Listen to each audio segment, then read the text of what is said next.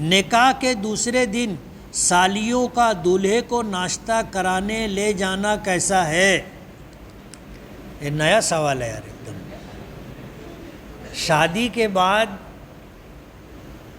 دلہن کو ناشتہ کرانے کے لیے اس کے میکے سے رشتہ دار خواتین آتی ہے، یہ جائز ہے اور اس میں کوئی اندیشہ بھی نہیں ہے، اس لیے علماء نے اس پر کوئی زیادہ روک ٹوک نہیں کی، اگرچہ اس کو بھی بند کرایا جا رہا ہے اور بند ہونا چاہیے، لیکن نیا گھر ہوتا ہے، نئی جگہ ہوتی ہے، نیا نکاح ہوا ہے، اس لیے قریبی محرم رشتہ دار یا رشتہ دار خواتین جائیں تو کوئی حرج بھی نہیں، وہ ایک عنوان ہوتا ہے یا بہانہ ہوتا ہے ناشتہ کرانا، ورنہ اس کی دلجوئی کے لیے جانا ہوتا ہے، لیکن یہ تو نیا کام چالو ہو گیا نا۔